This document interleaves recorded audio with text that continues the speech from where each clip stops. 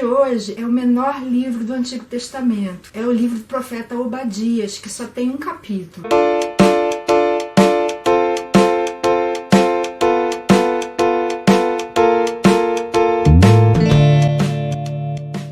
O tema dele é o fim de Edom. Edom era uma nação que era mais ou menos parente de Israel. Israel era formado pelos descendentes de Jacó. Jacó tinha um irmão gêmeo chamado Esaú, que a gente viu no livro de Gênesis. A história deles foi uma história meio complicada, porque enquanto o pai preferia Esaú, a mãe preferia Jacó. E naquela época, o filho mais velho tinha herança dobrada em relação a todos os seus irmãos. E a obsessão da vida de Jacó era ter a bênção de irmão mais velho. Por isso, a mãe dele fez um plano junto com ele para enganar o pai, que era cego, para que antes dele morrer, abençoasse Jacó achando que era Esaú. Um dia Esaú saiu para caçar porque o pai havia pedido que ele caçasse e fizesse uma comida bem gostosa. Enquanto ele saiu, Jacó e a mãe ouviram isso e prepararam um plano. Pegaram um dos animais do rebanho, a mãe preparou uma comida bem gostosa e para que o pai achasse que Jacó era Esaú, eles cobriram os braços de Jacó com a pele desse animal, porque Esaú era cabeludo e Jacó não era, e pegaram uma roupa usada de Esaú e colocaram em Jacó. Quando a comida ficou pronta, Jacó foi levar para o pai, que já estava cego, e pediu para ele chegar bem perto. Quando chegou perto, ele apalpou, sentiu os pelos do animal, cheirou, sentiu o cheiro de Esaú e até falou: a voz parece de Jacó.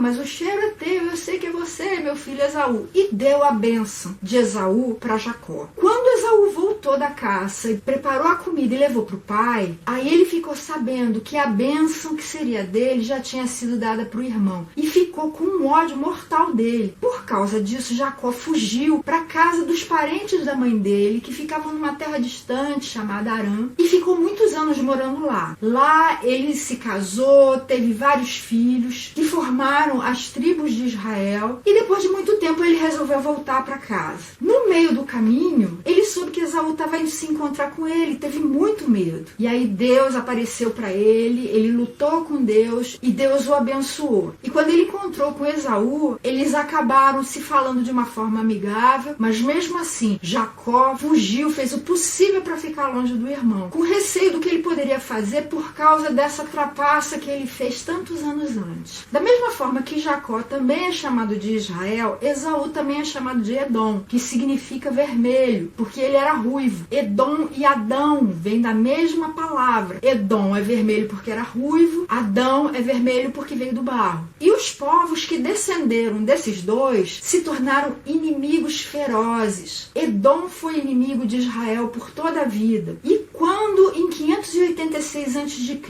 a Babilônia invadiu Judá, acabou recebendo uma ajudinha inesperada que veio justamente de Edom. Enquanto várias pessoas de Judá tinham conseguido fugir para os lados do reino de Edom, os edomitas os capturavam e entregavam para o inimigo ou mesmo matavam. Isso para Deus foi uma traição e foi a gota d'água que faltava para que ele prometesse a destruição daquele reino. E o livro de Obadias cuida justamente disso. É uma profecia que anuncia a destruição de uma nação que aparentemente era inexpugnável, porque Edom habitava em altos penhascos, cujo acesso era muito difícil, porque eles tinham até 200 metros de altura. E o juízo veio inicialmente pelos próprios babilônios, 5 anos depois da profecia de Obadias. E mais tarde veio também pelos árabes, em 70 depois de Cristo, quando eles foram completamente destruídos. Nesse mesmo ano, enquanto Roma estava destruindo Jerusalém, os árabes destruíram completamente Edom. Se você for ver no Novo Testamento, você vai ver que Herodes, que era o governador da Judéia no tempo de Jesus, era idumeu. Idumeu é a palavra que o Novo Testamento usa para edomita. Então, nessa época, os edomitas ainda existiam, mas deixaram de existir a partir de 70 depois de Cristo. O livro, então, foi escrito por Obadias em cerca de 586 a.C.,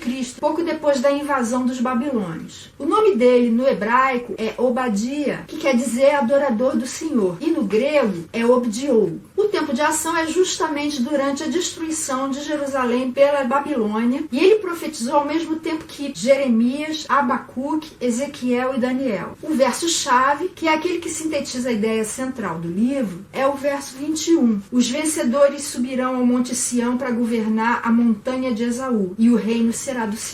E um livro assim tão pequenininho pode ser dividido? Pode sim, eu coloquei duas partes. A primeira, que vai até o verso 16, fala sobre o juízo sobre Edom. E a segunda, que vai do verso 17 até o fim do livro, no verso 21, fala sobre o livramento de Sião. Sião é outro modo de chamar Israel. E Jesus pode ser visto aí? Pode sim, de duas formas. A primeira é como o juiz das nações, que está no verso 15. Pois o dia do Senhor está próximo para todas as nações.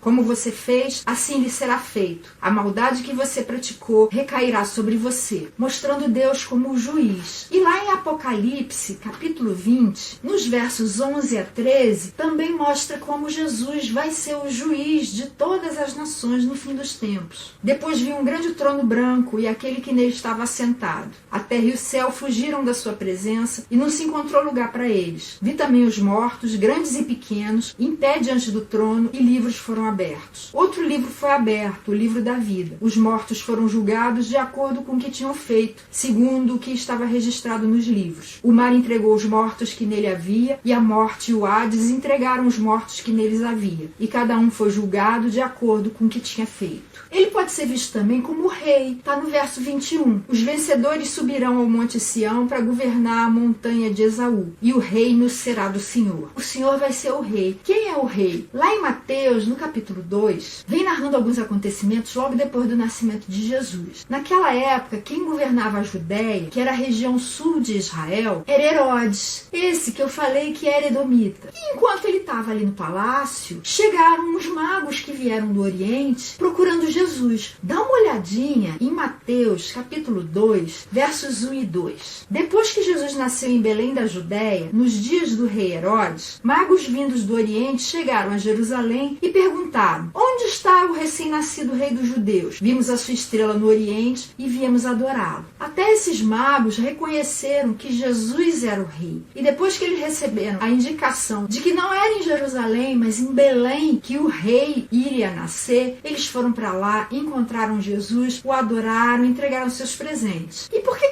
os magos foram procurar Jesus lá em Jerusalém? Porque eles deduziram que se ele era o rei, onde é que os reis moram? Em palácios. Então eles foram no palácio de Herodes, lá em Jerusalém. E que lições a gente pode extrair para a nossa vida? A primeira é que o ódio que Esaú tinha por Jacó foi transmitido para todos os seus descendentes, ficou enraizado, criando uma amargura muito grande que contaminou toda a nação e acabou sendo responsável por toda a sua ruína. Olha o que está escrito nos versos 10 a 14. Por causa da violenta matança que você fez contra o seu irmão Jacó, você será coberto de vergonha e eliminado para sempre. No dia em que você ficou por perto, quando estrangeiros roubaram os bens dele e estranhos entraram por suas portas e lançaram sortes sobre Jerusalém, você fez exatamente como eles. Você não devia ter olhado com satisfação o dia da desgraça do seu irmão, nem ter se alegrado com a destruição do povo de Judá. Não devia ter falado com arrogância no dia da sua aflição. Não devia ter entrado pelas portas do meu povo no dia da sua calamidade. Nem devia ter ficado alegre com o sofrimento dele no dia da sua ruína. Nem ter roubado a riqueza dele no dia da sua desgraça. Não devia ter esperado nas encruzilhadas para matar os que conseguiram escapar. Nem ter entregado os sobreviventes no dia da sua aflição. Isso que eles fizeram começou lá em Gênesis. Vamos dar uma olhadinha em Gênesis 27, verso 41, para ver o que fala. Esaú guardou rancor contra Jacó por causa da bênção que seu pai lhe dera, e disse a si mesmo: os dias de luto pela morte de meu pai estão próximos, então matarei meu irmão Jacó. E lá na carta aos Hebreus, no capítulo 12, o verso 15, fala uma coisa importante para nós. Cuidem que ninguém se exclua da graça de Deus, que nenhuma raiz de amargura brote e cause caos e perturbação, contaminando muitos. A amargura é uma raiz. Sabe por quê? Porque ela cresce, dá origem a uma árvore muito grande que toma conta de todo o nosso ser. E da mesma forma que não ficou só em Esaú, mas contaminou todos os seus descendentes, se a gente abrigar a amargura na nossa vida, a gente também vai contaminar as outras pessoas com quem a gente conviver. E você sabe de uma coisa? A amargura afasta a gente de Deus porque ela é o oposto da gratidão. Quando você está amargurado, é porque você não está grato por alguma coisa que está causando aquela amargura em você. Mas quando você tem a ideia, a noção, a certeza de que todas as coisas cooperam juntas para o bem daqueles que amam a Deus, inclusive aquelas ruins, aquelas que podem causar amargura, você se torna grato a Deus. Esse texto que eu citei está lá em Romanos 8:28. Quando a gente entende isso, a gente consegue ser grato até por aquelas coisas ruins. E a amargura não tem lugar no nosso coração, e sim a graça de Deus. E a outra lição é que nem sempre o que a gente está vendo é o fim da história, é a palavra final. Em 586 a.C.,